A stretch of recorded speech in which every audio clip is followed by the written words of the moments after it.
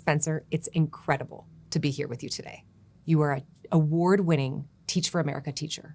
You struggle with reading yourself, which inspired you on this whole journey. And you have 4 million families following you on your social accounts. So Spencer, tell me more about how toddlers can actually read. Yes, I would love to. And let me just say, it is such an honor to talk with you, to work with Lovevery, someone who's committed to actually helping parents teach their kids to read, where so many people are just, let's wait and see. Let's cross our fingers and let's hope they get it. Yeah. Teaching kids to read really, really matters. And it is so, so important. So with Toddlers Can Read, the message is never toddlers need to read. Toddlers should read. I believe that parents should make their own decisions for themselves. But the message is learning to read affects nearly every aspect of a kid's life. Their self-esteem, their confidence, down to their relationships, how they feel agency in the classroom. It is so, so important. And we can make the reading process much more fun, much more engaging, much simpler when we start a little bit younger and help that child to level up along the way. So I love empowering parents to teach their kids to read. I love seeing kids just get it and figure it out and being able to access the world around them. I'm super excited to be able to share just really practical tips for how parents can do this and to help parents go from, oh, I didn't think my toddler actually could read to, that looks fun and I'm ready to go. So super excited to have this conversation with you. So great. My 3 kids all had very different experiences in learning to read. My 2 older boys, we waited until school. They weren't really interested in learning to read. They were interested in other things. And then when it came time to really practice and focus on those like reading lessons, we could tell that they were resistant. And so it was a hard experience because I was told that I needed to practice for 20 minutes a day at home. But then I, as a parent, was all of a sudden in this role where there was tension building up. They were resisting, and I think that they were losing confidence. And I think that all of my children went through an experience where learning to read does get hard, and we didn't have the tools. And so that was a lot of the inspiration for building out this reading skill set at Lovevery. My youngest child, my daughter, was really interested in letter sounds at 3. And I was so surprised, and I didn't know how to support her. So I would say that for all families, this whole learning to read process is not about intelligence. No. It's not about internal capabilities. It's not about like ability to reason or think. It is a technical process that impacts children at different ways at different times. And what we want to do is we know that phonics is the best way to teach children to read. Yep. And we want to make that accessible to families. Tell us more about the one-to-one experience, because you have an experience as a teacher in classrooms. You've seen a lot of kids learn to read. Yeah, and I will say that what you just shared, which is you wanted to support your kids but felt intimidated, and you also had B, who was really excited to learn how to read, is something I hear all the time. And we're trying to bridge those 2 things together. So a lot of parents assume it's got to be really, really hard because I've been trying what the school told me and it's been hard. Or learning to read for myself was hard. So why would I want to put that on my kid? Well, the reality is the kid wants to learn. They're excited. Yeah. I've heard this millions and millions of times. Kids want to learn. They want to be taught. They want to get that book that you're reading and be able to read it themselves. But we can't let our own experience and our own frustration deter us from doing that work, because oftentimes we're just using the wrong strategies. We're doing things like just read to them for 20 minutes, hoping it works when it doesn't. Or having kids memorize words or look at pictures. The reality is, when you have the one-on-one time with kids, which very few of us got growing up, it was very likely we're 1 in 20, we're 1 in 25 in a classroom, we're all being taught at the same pace. But when you teach a kid one-on-one, you can give them exactly what they need. They need these 3 sounds, let's practice them. They need to work on reading 4 sound words, let's practice it. What we see is kids learn so much faster. They build so much more confidence. And it was, quite frankly, easier to teach my son to read at 2 than it was to teach my first graders to read at 7. Because I had 28 first graders, I had 1 son. You mentioned when we were just talking that parents can sometimes get bad advice. Mm-hmm. What kind of advice is, quote, bad in your mind as an expert, and what do we do about it? Yeah, and I'm excited to talk about what do we do about it. We're going to give folks lots and lots of tips for this because it is really, really simple once you know. But a lot of parents are fed exactly what you were told. It's read with your kid for 20 minutes a night and just hope that they absorb the ability to learn how to read themselves. And I think about this a lot like driving a car. I was driven places my whole life. I was driven places for 18 years. When it came time to get my driver's license, I didn't know how to drive. So I failed the test twice, right? It's being driven to Walmart is different than knowing how to drive to Walmart. So we have to actually put kids in the driver's seat and teach them the code. The letters represent sounds. We combine the sounds together to make words. It is one thing to be read to, which is incredibly important. You need to be reading to your kid. You learn so much in that time, and it's oral language, and it's relationship, and it's focus, and it's all those things. But at some point in a kid's life, they need to be taught the code of what those letters represent and how to put them together. So this read 20 minutes a night. I would also say memorizing words. So there's a lot of people who teach kids to just memorize whole words, which of course, once a kid sees a word they haven't memorized, they struggle, they guess, they shut down, they get frustrated. And people who teach kids to guess, to look at pictures and say, what's happening here? I see the, and the kid looks up, tree. I see the school. So they get to a book that's not, I see the school, they don't know what to do. So from a young age, what I want parents to understand is phonics is the way we teach kids to read, knowing the sounds, putting them together, and yes, have books with beautiful pictures. Yes, read to your kid, talk to them, do all those sorts of things. But when you want the kid to actually learn it, we've got to take a step back and begin to teach them the code behind all those words. I remember being so caught off guard because I had invested so much. I mean, we have so many books. I remember reading a study, the more books you have in the home, the better off your child will be. And so we bought a lot of books and we get a lot of library books at home. I love reading to my children. And then I thought it would be easier. I thought it would be easier when it came time for them to learn to read themselves because I invested so much. So that is very clarifying. We did a recent study and only 30% of parents understand this concept of phonics or know even what phonics is, which is totally understandable because why would we get involved in the technical aspects of reading? Right. But so many schools are still not teaching phonics. And I think we need to also know that there's value in that one-to-one connection that you have with your child. Can you talk to me about what it was like for you to be a teacher and why one-to-one matters? Yes, one-to-one is critical. It is critical. And when we think about why some kids struggle with reading, there's kind of two sides to the coin.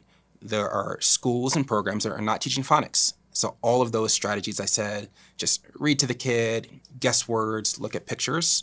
There are schools who are still teaching that to kids. And there are these big programs who have made so much money and so much profit off of teaching kids bad reading strategies. The other side of that is some people do phonics, but the teachers have the limitations of a school. And so they're not able to work one-on-one with your kid on exactly the sounds they need or the types of words they need. They're just teaching one kid out of 25 and hoping that that lesson for the day hits your kid. Well, what happens if your kid's ahead? What happens if your kid's behind? What happens if they need more time or less time? Every kid is different. So having taught 28 first graders at a time, I can tell you that was really, really, really hard. It was hard to give kids even small group time in a group of 5 or 6, let alone one-on-one. When you're able to work one-on-one with a kid like a parent can, you're able to give them exactly what they need. They need these 3-letter sounds, you can teach them. They need to blend 2 sound words, you can teach it. You can target what your kid needs, and that's where we see parents with no teaching experience whose kids are learning to read 3, 4, 5 times faster than they would in school. With a trained teacher, because the parent's able to pinpoint. Not because they're an amazing teacher, not because it's hard work or it takes a long time, but because you're literally giving the kid exactly what they need every single day. I also wonder about this sensitive period. I don't know. You know so much more about this than I do. But we have sensitive periods that we talk about in Montessori where, for example, like a 3-year-old just loves to help around the house. They love to do chores with you. And we talk about capitalizing on that interest. You don't need to do sticker charts. You don't need to motivate them. They're intrinsically motivated. Do you feel like there is a sensitive period in the early years around reading? I think that it varies from kid to kid, so every kid is different. But what I've seen is for many, many families, between that 2 to 4 window, they're having the kid who's naturally beginning to express interest themselves. The kid who's asking to learn how to read or what does this mean, or beginning to engage with letters and play with them. And parents who capitalize on that period find that the kids are learning this really, really quickly. one of the most common messages I get is my kid finally finished learning all the sounds. I can't believe they did it that quickly. And kids just soak this up, especially when it's done through play. And one of the gifts I wanted to give my son was being able to read without remembering learning how to read. I wanted him to grow up and just be one of those people that's like, I don't really know how I did it. I just know that I did it. And he's now 6 and he has no memory of it because you remembered how you learned to read. I do, because it sucked. And that's one of the things that I tell people is like, if you remember learning how to read, chances are you struggled. And you're holding on to that feeling, thinking it's going to be that way with your kid. One of the best gifts we can give is helping our kids early, or whenever we want to start, but helping our kids through a phonics-based approach, something grounded and rooted in research, something that works, and giving them just a couple minutes a day. And what I tell parents and what I see every time I work with a new reader is, regardless of the age, when you're taught the right way, when that light bulb starts to go off in your head, it becomes such an incredible, enjoyable experience. Whether this is a toddler who's learning this for the first time and they're finally connecting what those little symbols mean, or it's an older kid who's been struggling and they've watched other kids get it, they've watched the light bulb go off for others, but they felt like they're behind and the class has moved on. Having them be able to actually make sense of those words for the first time, we hope that when they grow up, they're going to have such a positive association and they're going to want to pass that on too. So this is part of why I'm so excited about the Lovevery reading skill set, is because there's going to be so many more parents who are able to give this gift to their kids of having this positive association with reading, of wanting to grow up and read for pleasure and read for joy. If we can help more parents equip their kids with these tools, I think we're going to see a world of difference in this crisis. And one of the most important things that you've just talked about is confidence. It's like being able to feel in yourself that you have overcome something or that you've been able to master something is so critical to the human experience. And so having that happen in a home, in the family, with a one-to-one, with a parent, also should absolutely happen at school. But to be able to enhance that and support that at home can be so meaningful. It's incredible. And we'll talk a little bit about how to do it. But I just want to share with parents, confidence isn't built from giving kids easy tasks and everything we put in front of them, they can do instantly. It's built exactly like you said. It's through perseverance, it's through trying, it's through effort. And so no matter how good the reading materials are, there's still going to be some mental effort. There's still going to be some wheels that need to start turning before they get it. And so I think reading is such an incredible place where we see the confidence built, because there are times when it's tricky. There are times when it's challenging, but we shouldn't be afraid of that. We embrace it. We support our kid through it because we know that we're going to have to learn a couple things as the adult. They're going to have to learn a couple things as a kid. But when we successfully do that, our confidence goes up and we know it's not just tackling reading, but it's tackling all these other parts of the parenting experience. So with your handle, Toddlers Can Read, you also shared with me that there's a lot of families that come to you with kids who are in grade school, who are struggling. Talk to me about what advice you give to those families. Yeah, and I'll go further to say there's a lot of adults who come to me who can't read. They'll send voice messages asking me to help them, asking for support because they've got no one else to turn to but an account called Toddlers Can Read. And just think about how humiliating that must be, how humbling. And this is why I tell people we can't just take reading for granted. We can't just assume it's going to happen. And I see so many people who are being sold a story to just wait and see, to just, all kids learn eventually, all kids catch up. And we see these posts all over social media. You hear these in conversations with parents, and it's people who are trying to make the parent feel better instead of helping the child do better.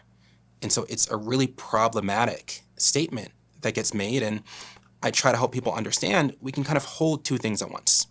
We can hold this reality that there is a reading crisis, that your kid may actually be struggling in school and it may actually be impacting their confidence. At the same time, we don't say that to scare people, that's just the reality. At the same time, there's something we can do about it. And what I hear from those parents whose kids are struggling is it too late? Is it too late? Can I help them? And it's never too late. For those adults who want to learn how to read, it's not too late. For your first, second, third, fourth, fifth grader who wants to learn how to read, it's not too late. We've just got to find out where they are now and get them the right resources, get them the right support. Because if we don't, it's going to be something that stays with them for their life. So this is why we've got to kind of balance these things together. We want to help kids who are older who are struggling, We want to help kids who are younger and just build on the natural passion, because ultimately the goal is the same, to help as many kids learn to read as possible. So there's also that intuition that oftentimes we have as parents that something is off. And what I love about what you just said is that you're giving us permission to tune into that. Yeah, and I would encourage folks to tune into that. The worst thing that happens is we got a little bit scared about a problem that wasn't there. But very often what we find is the parent was right. There was an issue, and that's okay. It happens. I struggled with reading myself. We had to figure out there was an issue in order to help me get to the next stage. So if you worry, if you fear that your kid might be behind in reading, it is okay. Do your best to find out where they are now and just give them the next little bit to help them get to the next level. So Spencer, what tips can you share with families who are working to get their children support in reading? Yeah, the most important thing here is to understand how the brain learns to read. So we've got a lot of folks who are intimidated. They're scared and they're worried because they see, okay, my kid can't quite do this yet. And at some point, they've got to be able to read these chapter books. How in the world do I bridge that gap? They say, okay, I can do this as the adult, but I don't even remember doing this. I don't know how in the world I'm going to teach this to my kid. And what I want folks to understand is once you know how the brain learns to read, the process of teaching it becomes very, very simple. Ultimately, it's hard to teach something if you don't understand it. So the process of reading for kids, you can really break it down into a couple very, very basic steps. So let's say we want a kid to be able to read a word like this. This word says s, it, sit. What a lot of folks do when they're teaching is they start with the ABC song. They teach the kid A, B, C, D, and the kid memorizes an order. And they learn the names of letters. They don't learn the sounds the letters make. And unfortunately, we can't read this word S-I-T. S-I-T. We need to read this word S-it, sit. So step one as the parent, make sure your child is learning the sounds that each of the letters makes. Now, this sounds very, very basic, but you'd be surprised how many times people get this wrong. And I see this all the time in early readers or in alphabet books where we take things like this. So this letter is X. And this book is a great example because it uses the primary sound, X, that the X makes. To do that, it has to put the X at the end. X.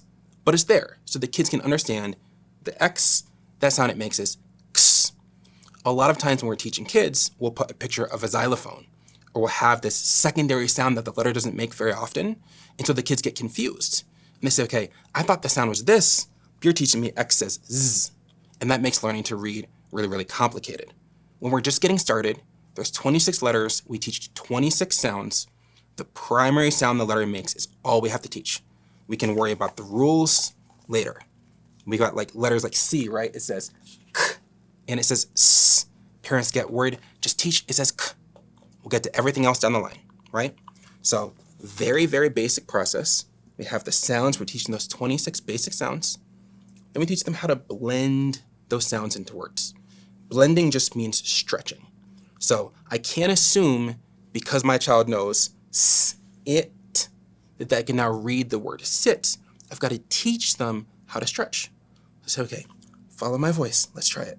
Sit, sit, sit. That's right. And over time, the child is going to begin to learn when I see these three separate sounds, I begin to combine them together into one. And that's the process of reading. Very, very simple, right? We don't have to solve the world's issues in one go. We need to teach the sounds and blend them. At this stage, a lot of people jump to books. And with teaching kids to read in books, there are some amazing ways to do it.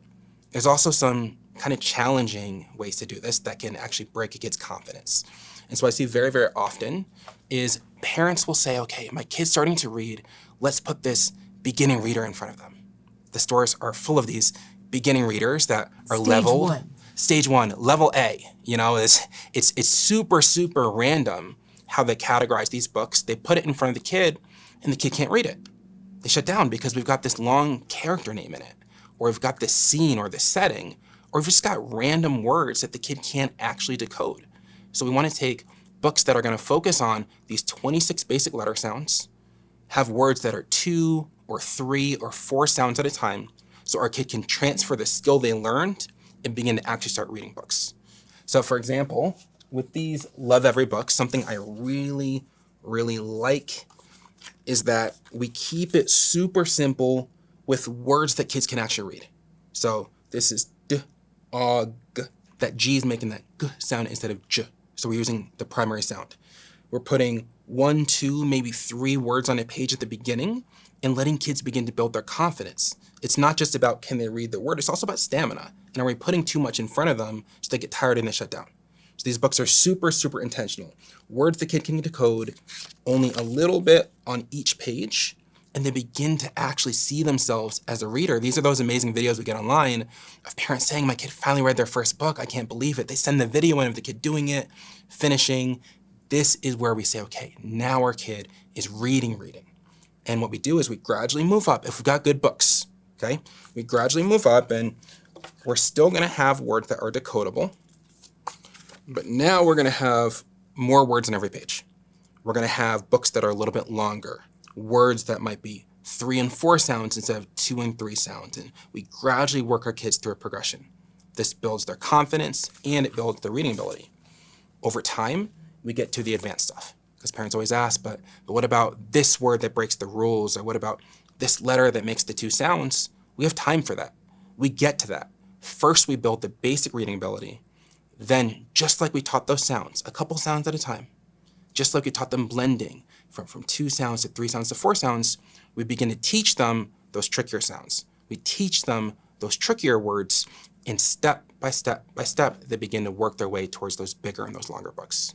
And I think the thing that I love about what you do and about what we designed at Lovevery is that we really want children to have learned the tricky lesson, whatever that is, wherever they are in that next progression, before they actually read the book.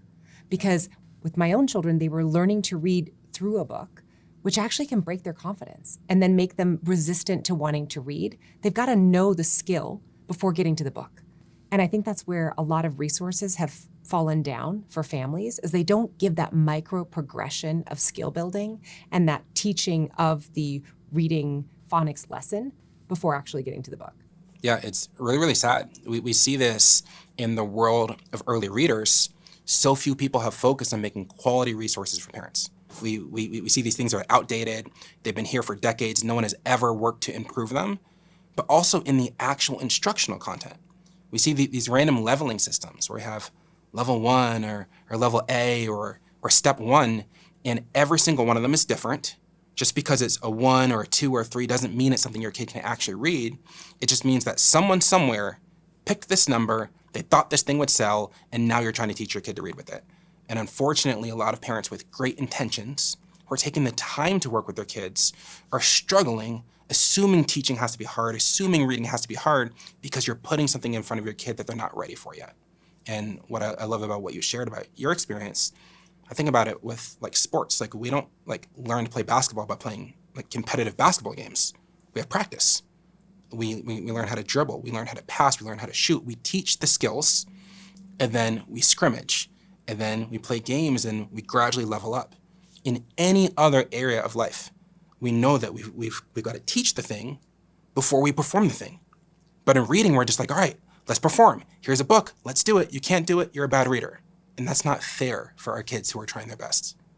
I love what you just said, because it's exactly what happened with my kids. They were trying to learn to read while reading, and it was such a frustrating experience. They started to resist. So thank you for that. Of course. Thank you. And I'm really sorry that you had that experience. It is so many parents who message me, who communicate with me, people we support, they have the best intentions. They want to help their kids, but unfortunately, the things that they're using don't actually help. And they're jumping into the situation, they're jumping into the book, into the resource, before backing up and building those skills, which I think is so important. And like we shared, a lot easier than people think. And if you're comfortable with it, I would love to ask you a question. Yes. Great. Which is, when I started Toddlers Can Read, my goal was just to give parents information. I've long said, you can teach a kid to read like with a stick and dirt. Like you don't need stuff, you need to know how to do it. And once you realize how easy it is, it makes a lot of people feel much more comfortable jumping in. But shortly after I started the business and started posting Instagram videos and parents started finding me, I got the same requests over and over and over again, which is, we want stuff. We want products, we want things that we can hold and use with our kids. And while I didn't plan on it, I realized very early on that I needed to actually provide parents with resources, with stuff they could use and hold and teach with their kid if they wanted to. And we've talked a little bit about the kind of market for these resources. If I'm allowed to say it, a lot of them suck. It's cheap, it's quickly done, it's not actually focused on phonics, it's focused on other skills, looks great, flies off the shelf, but ultimately doesn't help people teach their kids how to read. So I really wanted to build quality premium materials for parents. Now, for people who either have never thought about teaching their kid to read, have never invested in reading products, or maybe even people who've invested in my products and in Toddlers Can Read, I'm curious from your perspective on this kind of long journey that you've had with building the reading skill set of what makes the products that you've built and what makes the reading skill set unique. Well, I think it actually gets to the whole foundation for Lovevery. So we believe in sensory learning experiences, and there is something magical about having a physical tool that creates a whole new level of connection between a parent and a child. So we're all about fostering that connection. And I think what we find often is that we'd like to say, oh, we don't need more stuff. Like, we don't need more stuff in our lives. But not all stuff is created equal. And we put so much intention and testing and heart and love and expertise and thought into every single physical thing that we create because it's a tool. We want it to be a tool that parents and children can use to scaffold learning. And I think we believe, and I think survey results show, that the best learning happens off a screen. Yep. And so that is a sensory experience. And oftentimes families feel like having the materials really helps give them a jumping off point and gives them a place to start with play and lead into that learning, but do it from a place of, this is approachable. I can do this. I can play this game with my child. And the next thing you know, oxytocin is building in both the child and the parent's brains, and they're having this moment of connection, and it's playful and it's fun, and that's when the learning peaks.